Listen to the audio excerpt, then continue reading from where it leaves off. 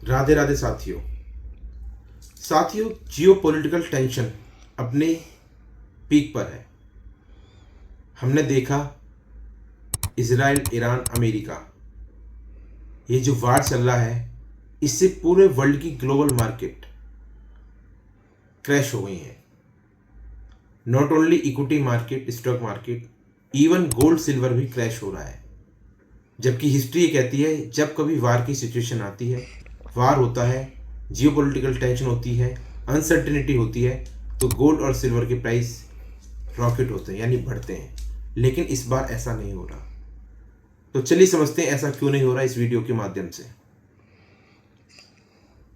Global panic आया है silver के प्राइस में, गोल्ड के प्राइस में। इसका सबसे पहला कारण है डॉलर इंडेक्स का बढ़ना। डॉलर इंडेक्स अगर हम देखें लास्ट 2 मंथ से कंटिन्यू अपर ट्रेंड बनाया हुआ है, ऊपर जा रहा है। अब क्यों जा रहा है, इसका रीज़न है कि जब कभी वार की सिचुएशन या ग्लोबल अनसर्टेनिटी होती है तो smart money, institutional investor, hedge fund 2 जगह पैसा लगाते हैं, या तो गोल्ड में या फिर डॉलर के अंदर। और इस बार उन्होंने डॉलर को चुना है। इसी वजह से डॉलर इंडेक्स का प्राइस कंटिन्यू इंक्रीज हो रहा है, जिसकी वजह से प्रेशर हो रहा है गोल्ड और सिल्वर के प्राइस के ऊपर। दूसरा रीज़न है, जब ये ग्लोबल वार हो रहा है, अनसर्टेनिटी है, तो विशेषकर क्रूड ब्रेंट ऑयल के प्राइस रॉकेट हो गए हैं। क्योंकि ईरान की कुछ ऐसी जगहों पर मिसाइलें गिरी, ड्रोन गिरे, जहाँ से रिजर्व में जो ऑयल का रिजर्व था उसको दिक्कत आई, एक्सट्रैक्शन को दिक्कत आई। और वहाँ पर एक जो जहाँ से सारे ऑयल टैंकर निकलते हैं, स्ट्रेट ऑफ हार्मुज, ईरान वहाँ से ऑयल टैंकरों को पास भी नहीं होने दे रहा है, कुछ एक कंट्री के टैंकर को छोड़कर, विशेषकर अमेरिका के तो पास भी नहीं हो रहे हैं।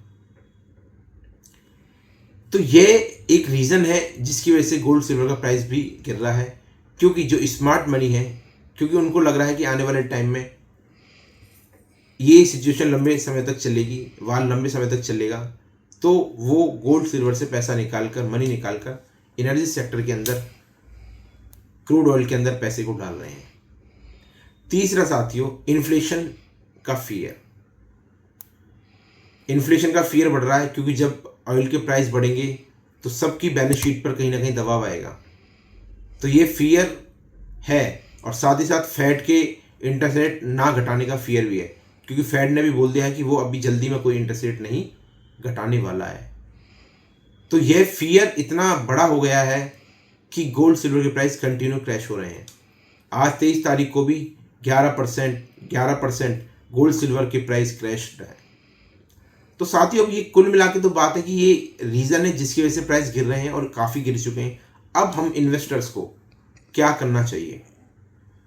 तो मेरा नॉलेज ये कहता है कि आज के जो पैनिक लो लगे हैं, शायद वो ना टूटें, और हमें सिर्फ बेस पे ETF के अंदर, सिल्वर ETF, गोल्ड ETF के अंदर इन्वेस्टमेंट करना स्टार्ट कर देना चाहिए।